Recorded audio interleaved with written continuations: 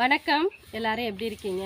இன்னைக்கு வீடியோவில் என்ன பார்க்க போகிறேன்னா, இந்த கோடை வெயிலுக்கு ஏற்ற சூப்பரான வெந்தய குழம்பு தான் இன்றைக்கி நான் வைக்க போகிறேன். இந்த வெந்தய குழம்பு வச்சு சாப்பிட்டோம்னா நம்ம உடம்புல உள்ள ஹீட்டெல்லாம் குறைச்சி உடம்பு பார்த்திங்கன்னா நல்லா குளிர்ச்சியாக இருக்கும். இப்போ அடிக்கிற வெயிலுக்கு பார்த்திங்கன்னா வாரத்தில் 2 நாள் கூட இந்த குழம்பு வச்சு சாப்பிட்லாம். இப்போ வாங்க எப்படி செய்கிறதுன்னு பார்க்கலாம். இந்த குழம்பு வைக்கிறதுக்கு மசாலா பார்த்திங்கன்னா வறுத்து பொடி பண்ணி அதுக்கப்புறம் தான் இந்த குழம்பு வைக்க போகிறோம். இப்போ வறுக்கிறதுக்கு தேவையான பொருள் என்னென்னு பார்க்கலாம்.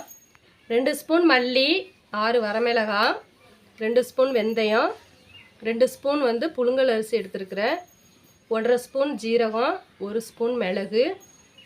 இவ்வளோதான் இதுக்கு தேவையான பொருள். இது எல்லாத்தையுமே பார்த்திங்கன்னா நம்ம ட்ரையாக வறுத்து பொடி பண்ண போகிறோம். இப்போ ஃபஸ்ட்டு அரிசியை வறுத்து எடுத்துக்கலாம். எண்ணெய் சட்டி சூடாயிட்டு அரிசி இப்போ வறுத்து எடுத்துக்கலாம். அரிசி வறுக்கிறதுக்கு கொஞ்சம் லேட் ஆகும். அதனால் ஃபஸ்ட்டு நம்ம அரிசியை வறுத்துட்டு அதுக்கப்புறமா ஒவ்வொரு பொருளாக நம்ம சேர்த்துக்கலாம்.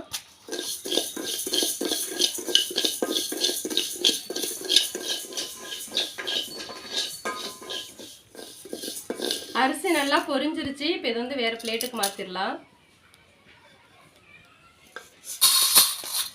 அடுத்து மல்லி, மிளகாய், வெந்தயம், மிளகு, ஜீரகம் இது எல்லாத்தையும் சேர்த்து நம்ம வறுத்துக்கலாம். எல்லாமே கருகிடக்கூடாது, கருகாமல் நம்ம வறுத்து எடுக்கணும்.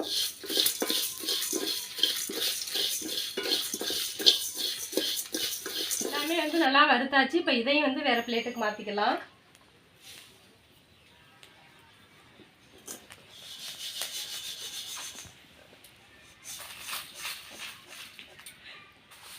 இது இப்படியே கொஞ்ச நேரம் நல்லா ஆறட்டும். ஆறுனதுக்கப்புறம் நம்ம நல்லா பவுடராக அரைச்சிட்டு வந்துடலாம். வறுத்து வச்ச பொருளை நல்லா அரைச்சிட்டு வந்துட்டேன். இந்த மசாலா நம்ம அரைக்கும் போதே பார்த்திங்கன்னா நல்லா வாசனையாக இருக்கும். ரொம்ப குறப்பாக அரைக்காமல் நல்லா நைஸாக அரைச்சி எடுத்துக்கணும். இப்போ மசாலா ரெடி ஆகிட்டு குழம்பு இப்போ தாளிக்க ஆரம்பிச்சிடலாம். எண்ணெய் சட்டி சூடாகிட்டு தாளிக்கிறதுக்கு நல்லெண்ணெய் ஊற்றிக்கிறேன். எண்ணெய் சூடாயிட்டு 1/2 ஸ்பூன் கடுகு சேர்த்துக்கிறேன். அது கூடவே 1/2 ஸ்பூன் உளுந்து சேர்க்குறேன். இந்த குழம்பு செய்கிறதுக்கு எண்ணெய் கொஞ்சம் அதிகமாகவே சேர்த்துக்கோங்க. அது கூடவே 1/2 ஸ்பூன் வெந்தயம் சேர்க்குறேன்.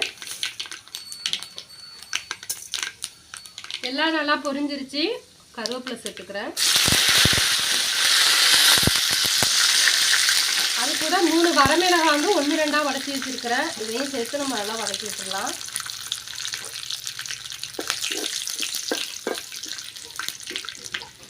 இந்த குழம்புக்கு பார்த்திங்கன்னா வெங்காயம் சேர்க்கலாம். சின்ன வெங்காயம் 2 கட் பண்ணி வச்சுருக்கிறேன். இப்போ இதையும் சேர்த்து விட்டுடலாம்.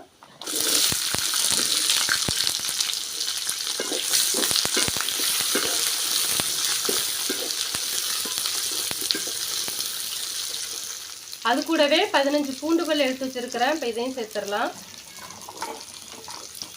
எல்லாத்தையும் இப்போ நல்லா எண்ணெயிலே வதக்கி விட்டுடலாம். வெங்காயம் பூண்டு எல்லாமே நல்லா வதங்கிருச்சு. அது கூட தக்காளி சேர்த்துக்கலாம். தக்காளி வதங்கிறது கொஞ்சமாக உப்பு சேர்த்துக்கிறேன். இதையும் சேர்த்து நல்லா வதக்கி விட்டுடலாம். தக்காளி பார்த்திங்கன்னா நல்லா குலைவாக வேகணும். அந்த அளவுக்கு நம்ம வதக்கி விட்டுடலாம்.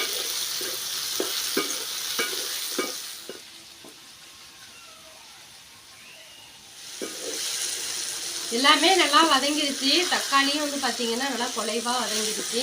இப்போ இது கூட ஒரு 1/2 ஸ்பூன் மஞ்சள் தூள் சேர்த்துக்கலாம். அது கூடவே 1/4 ஸ்பூன் பெருங்காயத்தூள் சேர்த்துக்கலாம். சேர்த்து நல்லா கலந்து விட்டுடலாம்.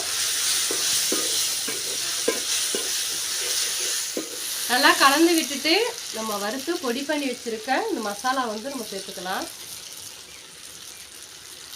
மசாலாவையும் சேர்த்து எண்ணெயிலே நல்லா வதக்கி விட்டுடலாம்.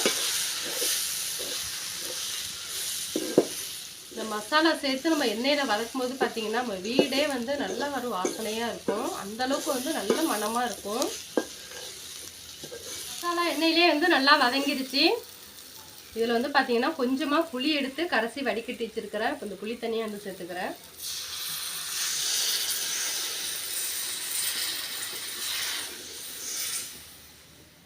புளி தண்ணி சேர்த்து நல்லா கலந்து விட்டுடலாம்.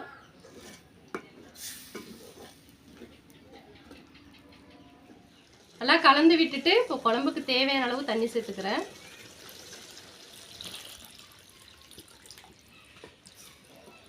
நமக்கு வந்து எந்த அளவுக்கு தண்ணி தேவையோ அந்த அளவுக்கு வந்து சேர்த்துக்கலாம்.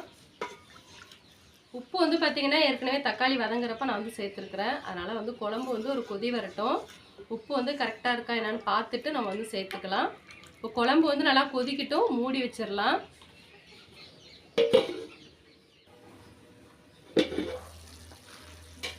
குழம்பு வந்து நல்லா கொதிச்சிட்டு இருக்கு. கொதிக்கும் போதே பார்த்தீங்கன்னா நல்லா வாசனையாக இருக்குது.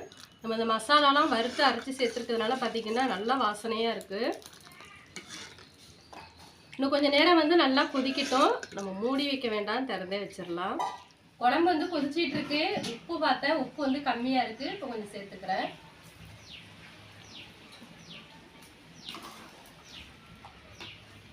பாருங்க, குழம்பு வந்து நல்லா கொதிச்சிருச்சு. கொதிச்சு ஆடை படிஞ்சு வந்துருச்சு பாருங்க. மேலே அந்த எண்ணெய் எல்லாமே வந்து பிரிஞ்சு நிற்கிது பாருங்க. நல்லா வந்து திக்காக இருக்கு.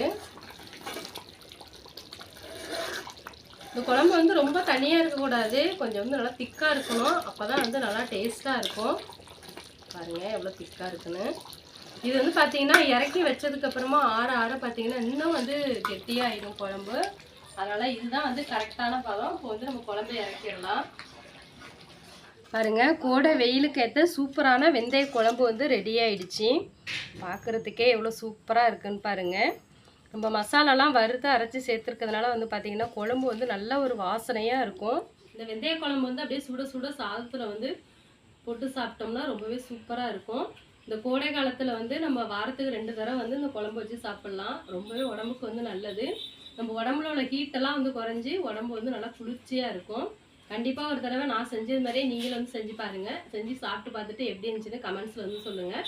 நான் செஞ்ச அந்த குழம்பு வந்து உங்களுக்கு கண்டிப்பாக பிடிச்சிருக்கும்னு நினைக்கிறேன். பிடிச்சிருந்துச்சுன்னா லைக் பண்ணுங்கள், ஷேர் பண்ணுங்கள். இப்போ தான் நம்மளோட சேனல் வந்து ஃபஸ்ட் டைம் பார்க்குறீங்கன்னா மறக்காமல் சப்ஸ்கிரைப் பண்ணுங்கள். அப்படியே பக்கத்தில் இருக்கிற பெல் பட்டனை கிளிக் பண்ணிடுங்க.